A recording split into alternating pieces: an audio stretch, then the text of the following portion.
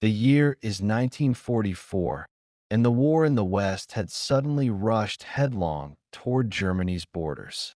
The seemingly impenetrable Atlantic Wall had been breached, and now the only thing standing between the Allied armies and the heart of the Third Reich was a line of concrete and steel known as the Siegfried Line.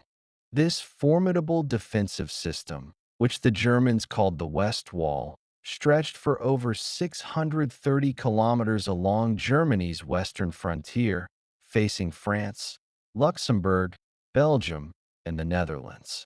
It was a physical manifestation of Hitler's megalomania and the German military's faith in static, massive fortifications. From its earliest conception, the line was touted by Nazi propaganda as an insurmountable barrier, a shield that would bleed any invading force dry. The German generals, despite the crushing losses on the Eastern Front and the recent defeat in Normandy, clung to the belief that the West Wall would be their strategic salvation.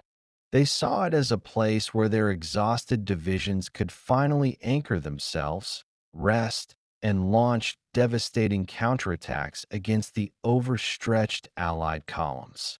This faith was not entirely without merit.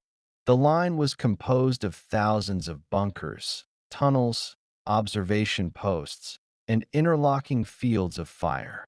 It was designed to resist the heaviest artillery bombardment and deny passage to enemy armor, a truly monumental feat of engineering.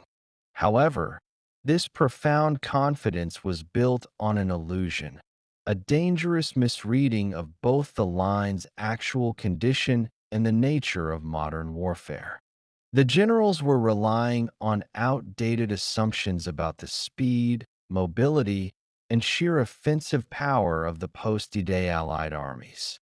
They failed to account for the crucial element of decay, both physical and psychological, that had afflicted the line since its construction. The vaunted Siegfried Line, in reality, was a shadow of its former self by the late summer of 1944. Many of its key bunkers were unmanned. Its artillery pieces had been stripped away to reinforce other fronts, and its once pristine fields of fire were now overgrown and neglected. Yet, in the minds of the German High Command, it remained a potent symbol of German resolve, an unbreachable barrier that would certainly hold. The stage was set for a dramatic confrontation between the Germans' desperate hope and the overwhelming reality of the Allied onslaught. The history of the Siegfried Line in 1944 is a tragic lesson in the dangers of trusting concrete over combined arms and of clinging to an obsolete strategy in a rapidly evolving war. The crumble of this great defensive wall would not take months or weeks, as the generals had planned, but rather mere days in some critical sectors, sealing the fate of the Western Front. The crumbling of the Siegfried Line would be a psychological and strategic blow from which the Third Reich could not recover. The true history of the Siegfried Line began long before the crisis of 1944, dating back to 1936 under the initial codename Limes program. Adolf Hitler, consumed by a desire to match and surpass the French Maginot Line, ordered its construction in direct violation of the Treaty of Versailles. It was a massive undertaking, utilizing the forced labor of the organization toad and absorbing an immense portion of the Reich's industrial output. The goal was to create a permanent, fortified zone stretching from the Dutch border in the north all the way to the Swiss border in the south. The line was comprised of nearly 18,000 hardened structures, varying in size from simple shelter bunkers to immense, heavily armed fortresses. Its most recognizable feature was the continuous belt of dragon's teeth, jagged concrete pyramids designed to shred the treads of any advancing tank. These anti-tank obstacles formed a visual barrier of defiance across the landscape, symbolizing German determination to defend its soil. The initial phase of construction was hurried and often plagued by material shortages and design flaws, a precursor to the line's later weaknesses. By 1940, the main defensive effort was complete, but ironically, it was never truly tested during the Western Campaign.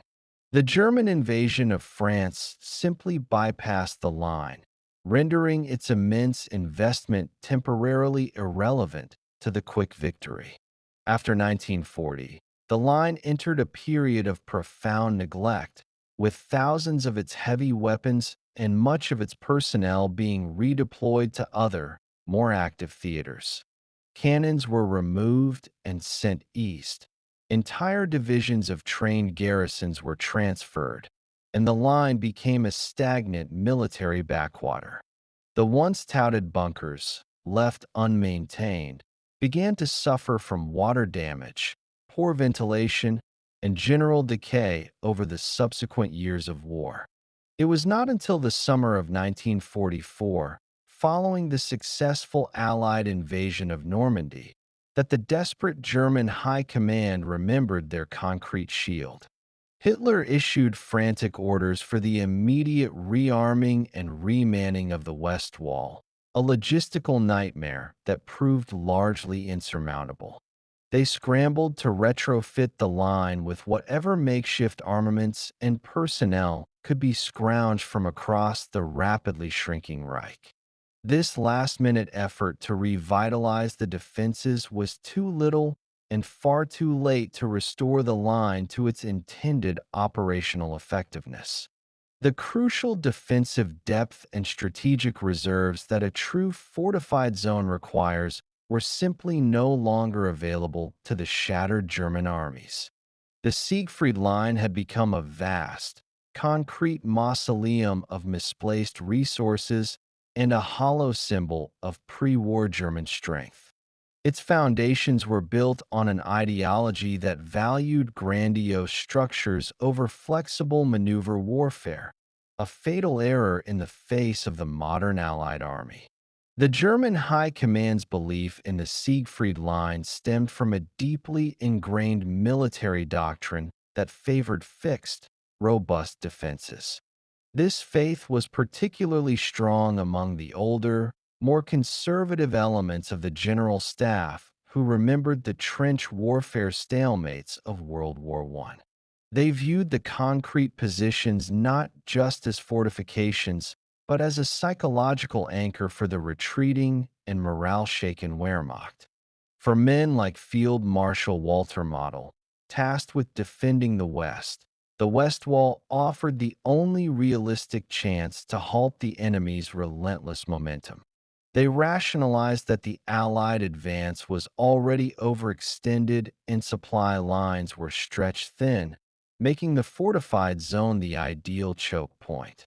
The generals argued that the deep, muddy autumn terrain, combined with the West Wall's sheer density of obstacles, would force the Allies into a costly, slow-moving siege. They were convinced that once the Americans and British were bogged down, German counteroffensives, even limited ones, could achieve decisive local victories. This conviction was tragically detached from the reality of the frontline situation and the actual condition of the defenses. Intelligence reports detail how numerous commanders exaggerated the operational readiness of their sectors to their superiors. They feared the political consequences of admitting the truth, that their portion of the Siegfried Line was largely derelict, undermanned, and critically short of ammunition.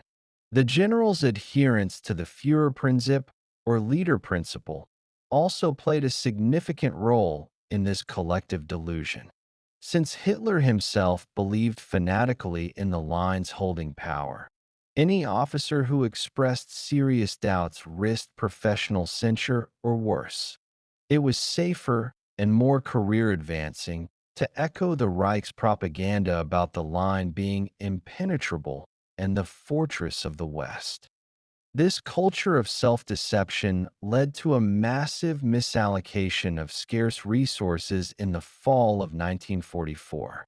Instead of preparing mobile defenses and concentrating reserves for counterattacks, too many German units were committed to manning fixed, obsolescent bunkers.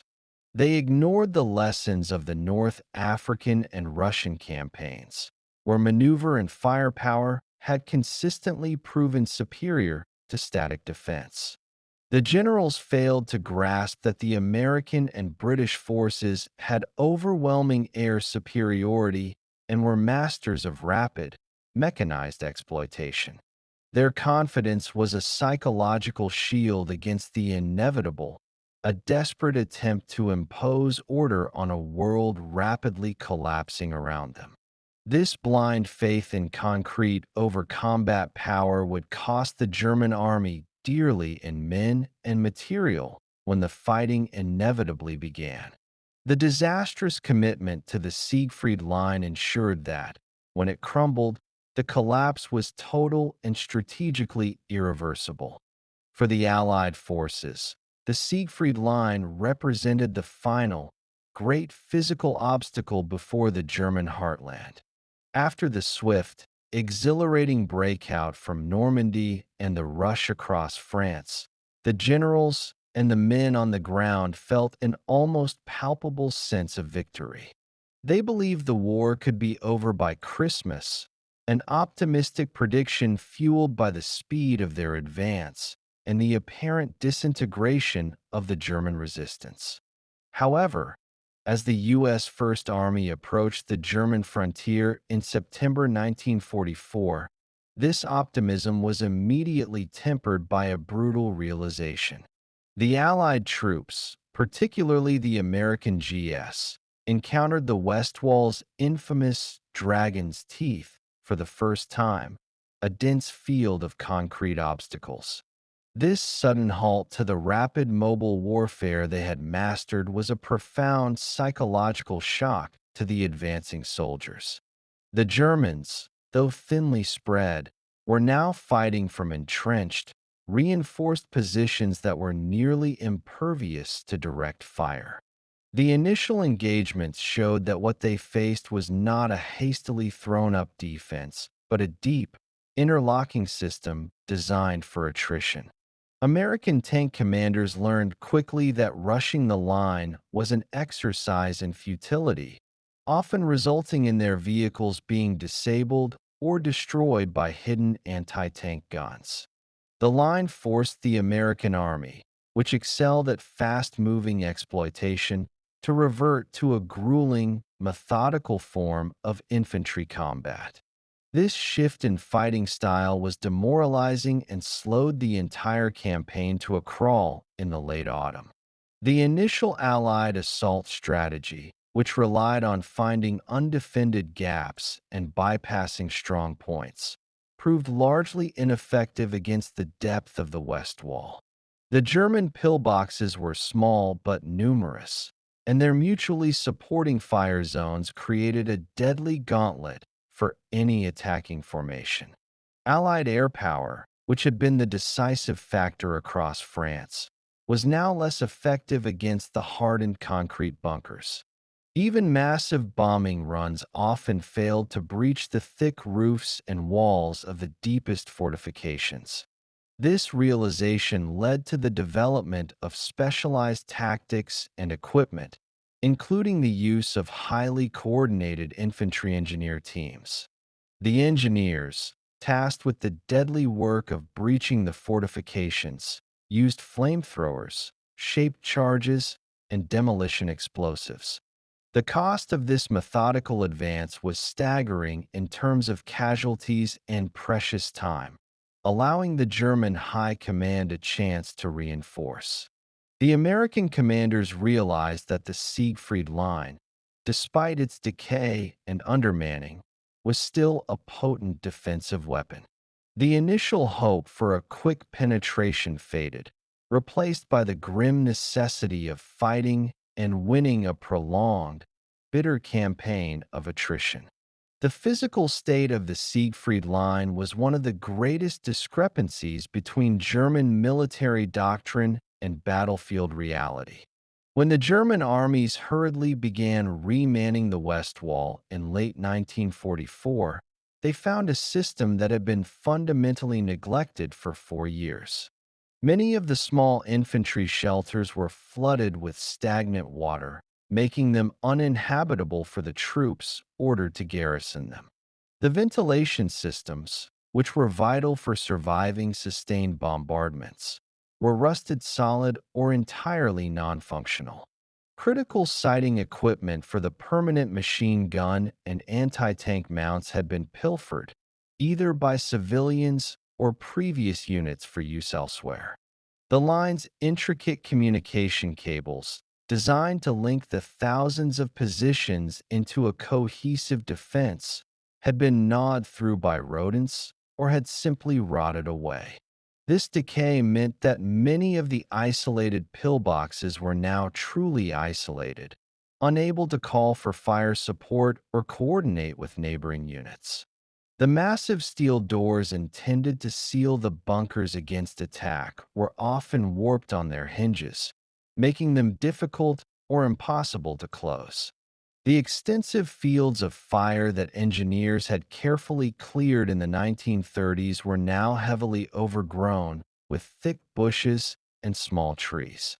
This overgrowth provided crucial concealment for the advancing American infantry and severely limited the German defenders' field of vision. The much vaunted dragon's teeth had also deteriorated, with gaps and weaknesses appearing due to weather and poor maintenance over time. In many places, the concrete sections had begun to sink into the soft earth, creating bypass routes for Allied engineers to exploit. Furthermore, the initial construction rush had led to structural weaknesses in some bunkers, where the concrete mix was substandard. Allied intelligence, gathered from aerial reconnaissance and local sources, quickly identified many of these points of failure in the aging system. The soldiers sent to hold this decaying barrier were often not the well-trained engineers of the original garrisons, but older men and raw, young recruits. These newly assigned troops lacked the necessary training to effectively utilize the complicated, integrated defenses of the West Wall. They struggled to operate the complex weapons systems and had little knowledge of the local terrain or the neighboring units' defensive plans.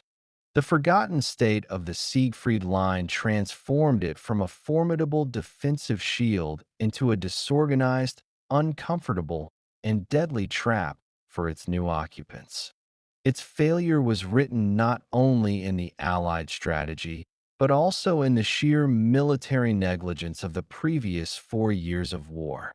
The battle for Aachen, the ancient city considered a spiritual capital of the German Reich, marked the first significant test of the Siegfried Line's integrity.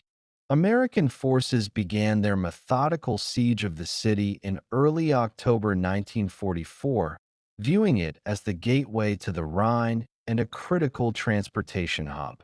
Aachen was an integral part of the West Wall's defensive structure, with numerous large bunkers and heavy anti-aircraft emplacements surrounding its periphery. The German defense was initially fierce and determined, led by a mix of veteran paratroopers and newly arrived SS units. The fight immediately devolved into brutal, close quarters, urban combat, a type of warfare that negated much of the Allied advantage in maneuver and tanks. The city's historic stone buildings became formidable fortresses in themselves, connected by sewer systems and underground tunnels used for troop movement. American doctrine called for a direct, frontal assault to capture the city quickly, but this proved to be a costly strategic error. The surrounding Siegfried Line pillboxes refused to fall easily, requiring individual demolition by specialized American engineer teams. These teams would have to approach the fortified positions under heavy fire, often using explosives to blast their way through the steel doors. The German defenders, fighting from the safety of their concrete shells, inflicted heavy casualties on the exposed American infantry. The tenacity of the German resistance inside the city was fueled by a mixture of patriotic fervor and orders to fight to the last man. German commanders, desperate to hold this symbolic city, committed their dwindling reserves into the cauldron of urban fighting. The battle became a relentless, door-to-door struggle for every street and every basement, transforming Aachen into a landscape of smoldering rubble. After 10 days of horrific combat, the city's commander, Colonel Gerhard Wilk, finally surrendered on October 21, 1944. The capture of Aachen was a profound strategic victory for the Allies, marking the first German city to fall into their hands. It also demonstrated that the Siegfried Line, even at its most robust points, could be breached through overwhelming local force and patient, methodical attrition. However, the high cost in American lives and the time consumed in the siege proved that the West Wall was still capable of extracting a terrible price from the attackers. The capture proved the line was not impenetrable, but its stubborn defense had effectively bought the German high command critical weeks of time. Following the fall of Aachen, the Americans were immediately drawn into the deadly quagmire of the Hürtgen Forest campaign. The forest itself, a dense, ancient wood spanning over 130 square kilometers, became the bloodiest and longest continuous battle in U.S. history. The Siegfried Line ran directly through this tangled, inhospitable terrain, its bunkers and positions perfectly camouflaged by the thick coniferous canopy. The German generals recognized the strategic value of the forest as it protected the vital Ruhr River dams and the flank of the northern German armies. The combination of the forest's terrain, the onset of a harsh, damp winter, and the concrete defenses created a logistical nightmare for the Allies. Visibility was often reduced to mere feet, making the use of tanks and air support virtually impossible and rendering artillery fire ineffective. The fighting devolved into small unit infantry actions, with Americans struggling to navigate the confusing, booby-trapped network of bunkers and trails. German defenses were cleverly arrayed, utilizing log-covered foxholes and deep trenches to maximize the killing fields between the pillboxes. The American divisions, committed to piecemeal assaults through the dense trees, suffered crippling casualties from German machine guns and tree-burst artillery fire. The dark, claustrophobic environment had a devastating effect on the morale and psychological health of the exposed infantry. Battalion and company-level attacks often became hopelessly lost and disorganized within the maze of the Hurtgen. German counterattacks were swift and brutal, aimed at regaining small patches of cleared forest before the Americans could consolidate. General Dwight D. Eisenhower himself later acknowledged that the battle had been fought for an objective that was perhaps not strategically worth the enormous losses. The cost of breaching this particular segment of the Siegfried Line was exorbitant, slowing the entire Allied advance to an agonizing crawl. The Hürtgen Forest became the ultimate testament to the defensive power of the West Wall when combined with perfect, favorable terrain. It was a stark and tragic illustration that the line, even in its neglected state, was still a formidable barrier if manned by determined troops. The Germans achieved a significant defensive victory in the Hürtgen, inflicting thousands of casualties and delaying the final push into the Rhine Valley. The German High Command's handling of the Siegfried Line crisis was characterized by a disastrous cycle of strategic blunders and crippling shortages. The primary error was the failure to prioritize mobile reserves, instead committing too many of their limited, fresh divisions to fixed defensive positions. This decision ignored the fundamental weakness of the line, which was its inability to maneuver or redeploy forces quickly to meet a localized Allied breakthrough. Hitler, in his obsession with holding every foot of ground, often personally intervened to forbid tactical retreats, leading to the complete annihilation of entire garrisons. The German supply system was already fractured and under relentless attack from Allied fighter bombers, severely limiting their ability to reinforce the Westwall. Ammunition shortages were endemic across the Western Front, forcing German gunners to conserve their fire even during massive Allied assaults. Soldiers manning the bunkers frequently reported that they possessed the defenses but lacked the necessary shells to effectively utilize them. Fuel was another critical, nearly non-existent resource, preventing German armored divisions from launching coordinated, large-scale counterattacks to relieve the pressure. The lack of fuel meant that panzer divisions often sat immobilized, waiting for orders they could not execute, while the Allied armies slowly clawed their way forward. In many sectors, the troops manning the line were poorly trained, equipped with a motley collection of outdated foreign weapons and hand-me-down uniforms. These soldiers, often hastily organized from reserve units, lacked the experience necessary to operate the complex defenses under heavy fire. The strategic blunder was compounded by the German tendency to fight until surrounded, resulting in the loss of thousands of men who could have been used elsewhere. The generals failed to institute a flexible defense in depth, choosing instead to rigidly adhere to the static, linear concept of the West Wall. They missed opportunities to conduct planned withdrawals to secondary defensive lines, which would have preserved their remaining manpower and equipment.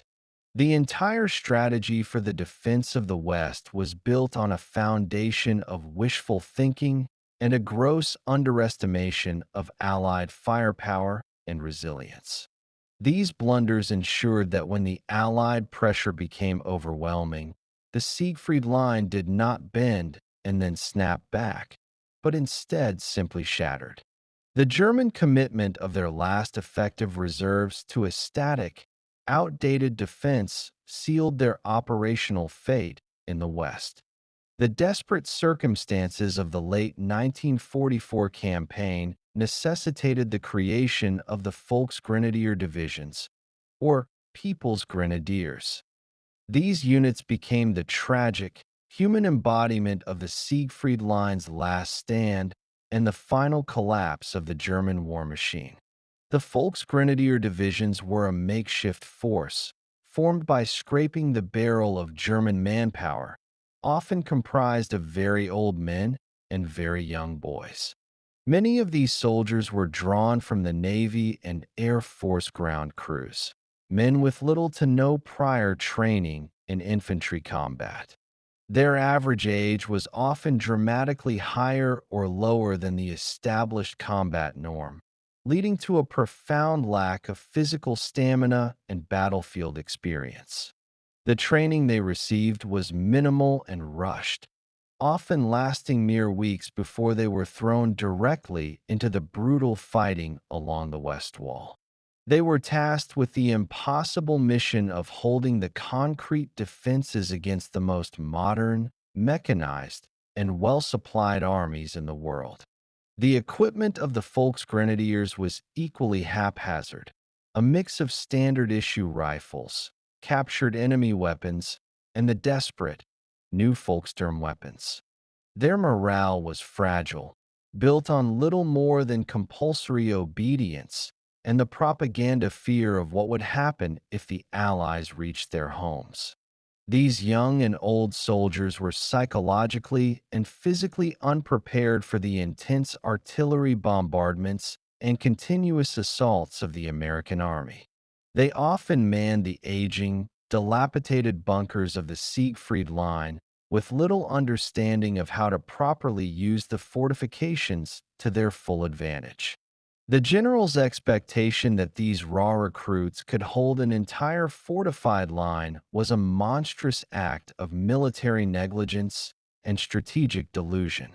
When faced with veteran American infantry and overwhelming tank support, the Volksgrenadier divisions often broke quickly or were completely wiped out.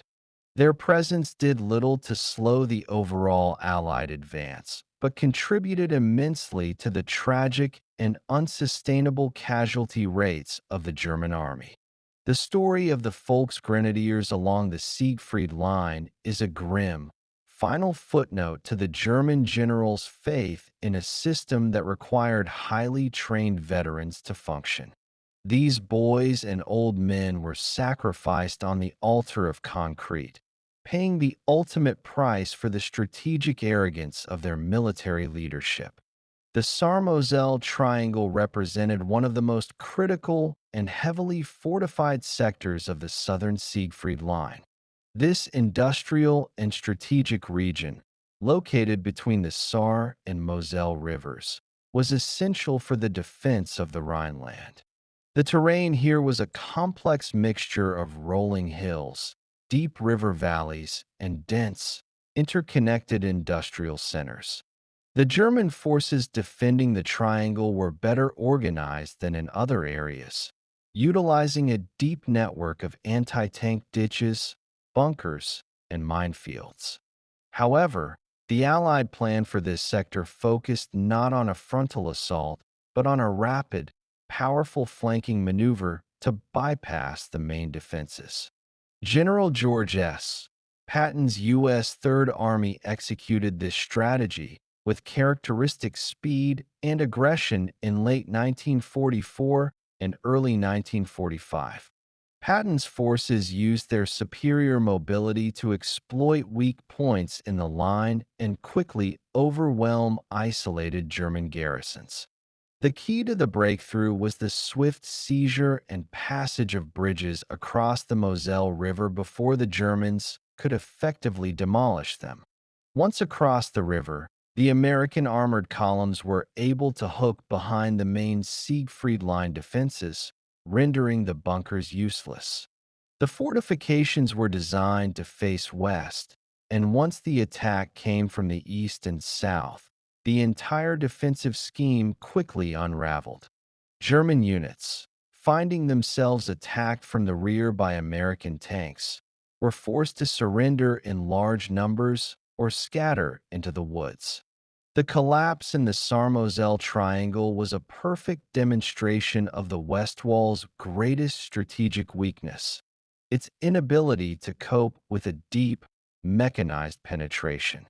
The general's confidence in the line's sheer density was misplaced, as mobility proved to be the ultimate weapon of the modern battlefield. This rapid breakthrough shattered the illusion that the concrete line could hold against a determined, aggressive force utilizing the principle of maneuver. Within days, entire sections of the southern Siegfried Line were neutralized, bypassed, and then methodically cleared by the advancing American infantry. The fall of the triangle opened up the critical path for the American advance into the German Rhineland, signaling the beginning of the end for the German Western defense. As the Siegfried Line crumbled sector by sector in the spring of 1945, the focus of the desperate German defense shifted to the Rhine River. The Rhine, Germany's great, historic natural barrier, became the last geographical line of defense for the rapidly collapsing Third Reich.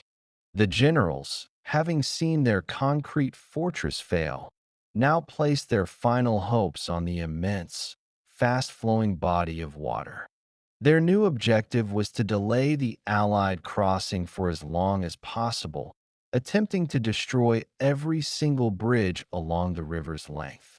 This last-ditch effort was designed to buy time for the final, futile defense of the German heartland and allow for a last-minute political resolution. German engineer and demolition teams, often working under heavy Allied artillery fire and constant aerial attack, managed to successfully demolish most of the major crossings. However, the relentless speed of the Allied advance and a stroke of incredible fortune intervened to shatter this final defensive plan. On March 7, 1945, elements of the U.S. Ninth Armored Division reached the town of Remagen and discovered the Ludendorff Bridge still standing. A small German demolition team, ordered to destroy the bridge, had only partially succeeded, leaving the critical structure weakened but still passable. American soldiers immediately rushed the bridge under heavy fire, securing the crossing in one of the most pivotal moments of the Western campaign. The capture of the Remagen Bridge was a profound tactical and psychological victory for the Allies, shocking the German high command. General Dwight D. Eisenhower immediately recognized the significance of the event, famously declaring that the bridge was worth its weight in gold. The unexpected bridgehead across the Rhine allowed the Allies to pour hundreds of thousands of troops and armored vehicles directly into the German interior. The German counterattacks to destroy the bridgehead were costly and ultimately unsuccessful, suffering from the same shortages that plagued the Siegfried Line defense. The bridge stood for 10 days before finally collapsing, but by then, the Allied foothold on the east bank of the Rhine was firmly established. The failure to destroy all the bridges, especially Remagen, rendered the final act of the German general's defensive strategy completely moot. The Great River Barrier, like the Siegfried Line before it, had crumbled in the face of relentless Allied pressure and operational speed. The story of the Siegfried Line's collapse provides a clear and uncompromising lesson in the dynamics of modern warfare and military psychology. It demonstrated conclusively that fixed, linear defenses, no matter how formidable in their construction, cannot withstand a determined, mechanized, and well-resourced enemy. The German generals' fatal error was their rigid adherence to a World War I-era mentality of attrition and static defense. They failed to understand that the speed and overwhelming firepower of the Allied forces necessitated a flexible, mobile, defense-in-depth strategy. The line became a trap, consuming precious manpower and material that would have been far more effectively used as mobile reserves for counterattacks. The initial, successful delay the Siegfried Line achieved was not due to its structural invincibility, but rather the sheer exhaustion of the overextended Allied supply lines. Once the Allies solved their logistical challenges and adapted their tactics, the concrete barrier was doomed to a slow, methodical dismemberment. The crumbling of the Westwall was a symbol of the Third Reich's broader failure to adapt its military doctrine to the realities of a global, industrialized war. It showcased the dangers of political interference, where a dictator's fanatical belief overrode the tactical advice of professional commanders. The generals' blind faith in the propaganda of an impenetrable fortress led to their own strategic downfall and the unnecessary sacrifice of countless soldiers. Today, the remnants of the Siegfried Line stand as silent, overgrown monuments scattered across the landscape of Western Germany. The Dragon's Teeth and hulking bunkers are now mere relics, consumed by nature, their military purpose long since rendered obsolete. They serve as a haunting and powerful reminder that in warfare, mobility, adaptability, and overwhelming combined arms superiority always triumph over mere concrete. The memory of the Siegfried Line will forever be tied to the final, desperate hope of a defeated army and the inevitable crumble of an illusion.